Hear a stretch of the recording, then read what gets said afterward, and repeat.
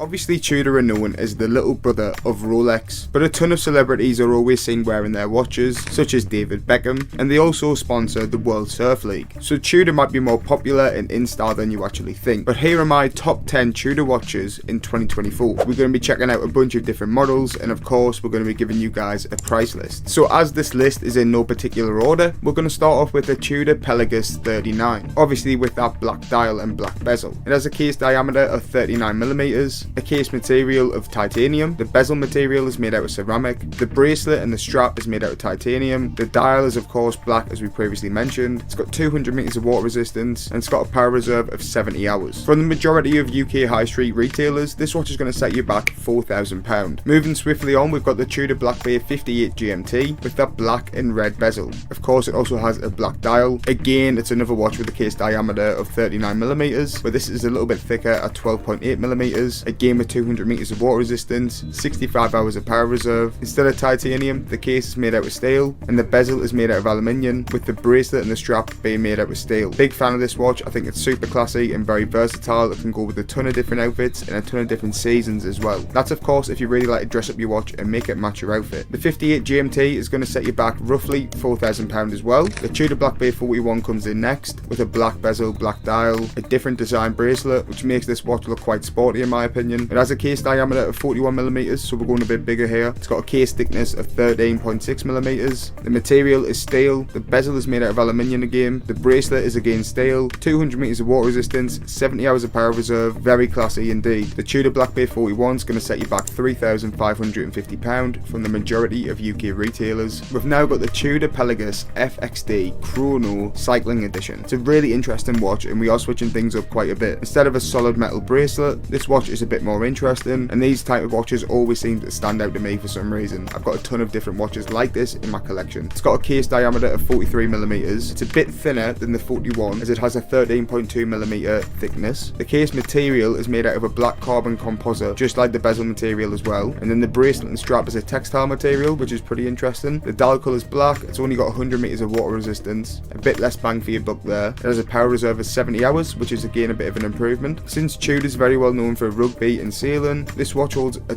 ton of functionality for someone who will be cycling or playing some type of sport like rugby and sailing. However, it will set you back £4,560. It's the most expensive watch we've featured so far in this video. If you're enjoying it, leave a like and drop a subscribe. It will be greatly appreciated and really help the channel. We've now got the Tudor Royal 41 Salmon, which is a date just function. It has a 41mm case. Of course, it's got that salmon dial. It's a bit slimmer with 10.6mm. Case material is steel, the bezel steel, the strap is also steel. It's only got 38 hours of power reserve, which I think is pretty poor from Tudor there. The movement is a caliber T603 with only 100 meters of water resistance. So a bit less bang for your buck, however it really does stand out. I think you're paying essentially for that salmon dial. A lot of people say it's one of the best watches under 5k right now, and it is available for around £3,000. Now this might be one of my favourite releases out of this entire list. We've got the Tudor Black Bay 54. We've got a bunch of different colours going on with still quite a minimalistic look. It's only 37mm, which is on the smaller side, especially for someone like myself. However, something about this watch really stands out to me. It does have a steel case with an aluminium bezel, a steel strap, 70 hours of power reserve, 200 meters of water resistance. It's got that black dial with some white hands and finishes to the watch in addition.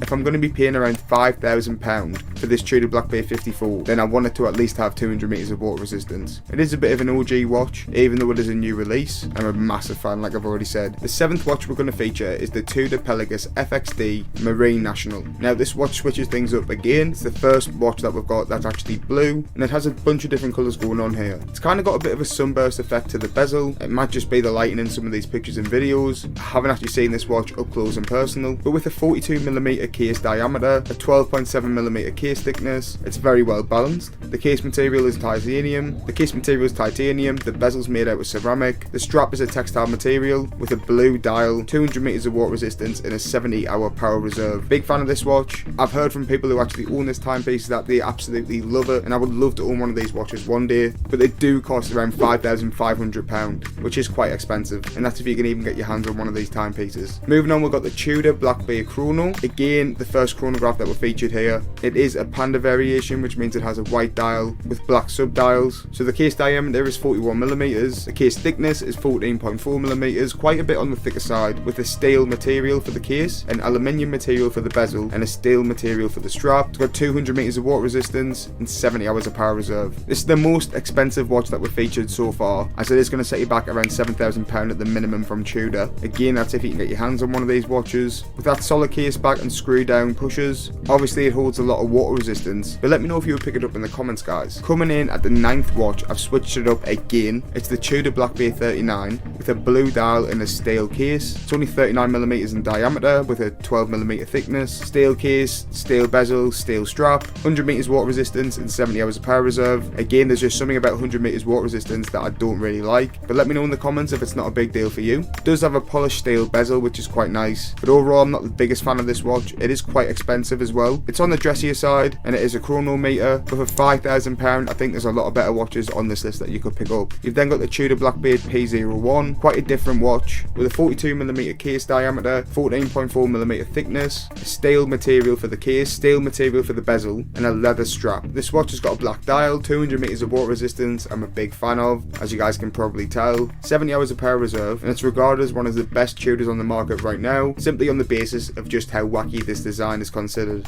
It has quite a US Army 1960s look. I believe that's what it's based on, the prototype diver that was developed, and it features an unusual bezel locking mechanism that Rolex patented in 1968. One of these watches will set you back around £5,500 from Tudor. It wouldn't go in my collection, but if you enjoyed the video, leave a subscribe and leave a like. As I said, it massively helps out.